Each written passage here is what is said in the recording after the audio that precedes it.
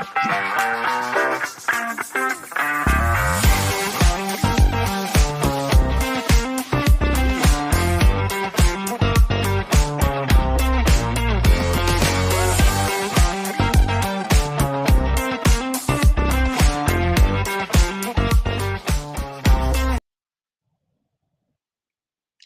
evening. That stopped rather abruptly.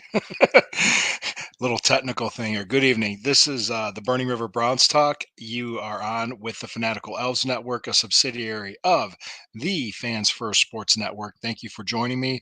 I am Lou Marconi at L Marconi251 on Instagram, and just to complicate things, at L Marconi 1973 on Twitter, X, whatever you want to call it. Thank you for joining me tonight. So, what I'm going to talk about, obviously, it was a big deal today. Deshaun Watson threw the ball in front of the media at the OTAs.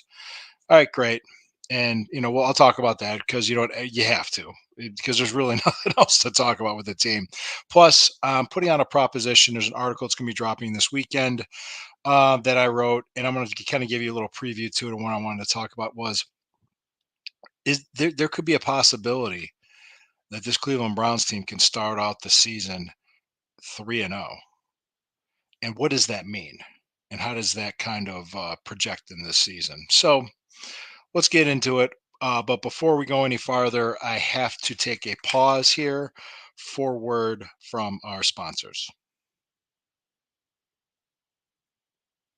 All right, great. We're back. Thank you very much. Much appreciated. Thank you guys so much. All right, here we go. Let's get into it.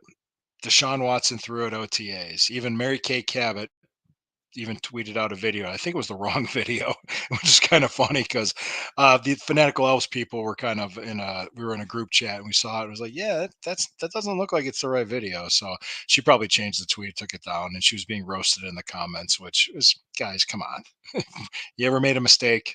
We all make mistakes. It happens. But from what I heard, overall reports, he looked fine.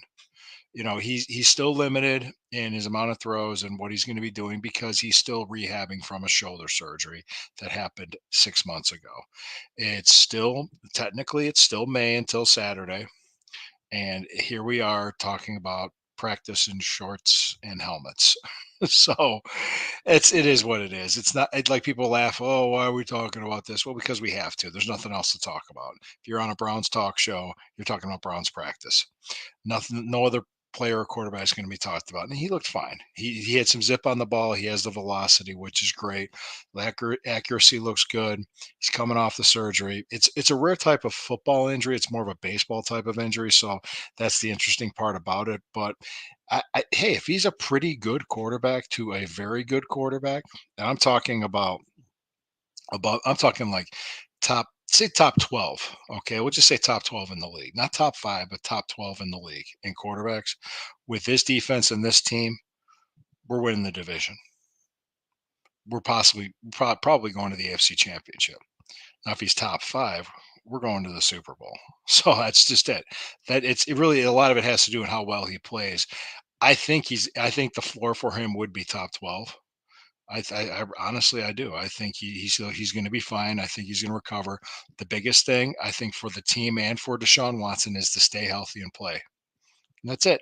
Stay relatively healthy and play. I know it's going to be a 17 game season in the NFL. It's hard to do that. No team is 100% healthy by week 18. Nobody is. You're all banged up because it's a rough game and it's a rough sport. But yeah, I think from what I understood, from what I could hear, he looked great. Next, what I wanted to talk about, I have an article. It's going to be dropping for Fans First Sports Network. I wrote it because I was thinking about because I did two articles already. One I did about the way too early game one preview of the Cowboys, just to kind of give you an idea of what could happen, what's being, and I think it's a favorable matchup for the Browns to have at home against the team that has not played well on the road, especially last year. I mean, they were undefeated at home, but they went 4-5 on the road. So they had a losing road record last year.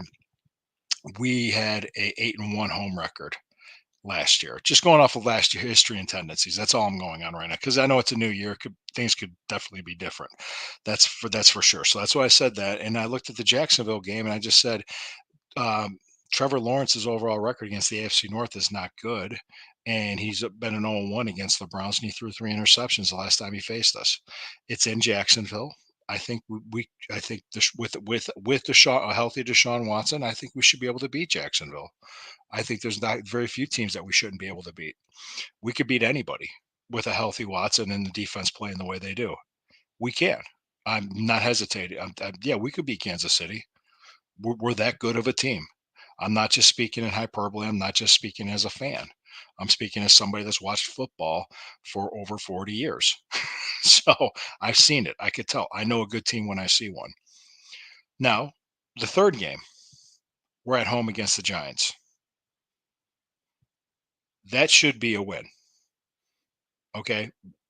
The Giants weren't that good. They were 6-11 last year. They lost their star running back, their best player on offense, to free agency, and he bolted to Philadelphia. So I don't expect them to be a playoff caliber team. I don't think anybody does. Um, I can't really go over what additions or subtractions they've had. They weren't a good team last year. I don't think Daniel Jones is that good of a quarterback. I think at home against the Giants, it should be curb stomp time. We should beat them by double digits. Absolutely, we should. Now, anything can happen. I agree. NFL, any given Sunday, anything can happen. That's true. But I believe that this could set up for the Browns to go off to a really good start and start out the season 3-0. The last time they went 3-0 was 1993. Yeah, 31 years ago. When they were 3-0, they finished the season at 7-9. That's right, 7-9. So that was really the frustrating part of it. When you start out the season at 3-0, you put yourself as a team in a position to make the playoffs. And what that means is that you have maybe at a 3-0 start, you have about a 75% chance of making the playoffs. And I even say in the article, and transversely, if you start out 0-3, you have like a 25% chance. Well, you think about it, to get back to 500, half your season's almost over. So football, there's only 17 games. There's going to be 18 soon. And every game's important, especially games within the division. They're twice as important because those count even more. Games in your conference count even more. So the fact, I think the Browns being able to take care of business and coming out of the gate hot, I think they should start out 3-0. Now, the game in Oakland, not Oakland, jeez, Las Vegas, excuse me. I said Oakland. I still call them the Oakland Raiders. Like I still call the Los Angeles Chargers the San Diego Chargers. I still do. That could be a different story. But let's focus on the first 3 games. And I even said, like, they had the 29th ranked offense and the 27th ranked defense last year, the Giants.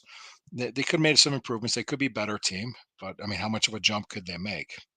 So nobody's expecting them to set the world on fire. Pretty much, people are thinking the division is going to be between Philadelphia and Dallas, and Philadelphia kind of fell off last year.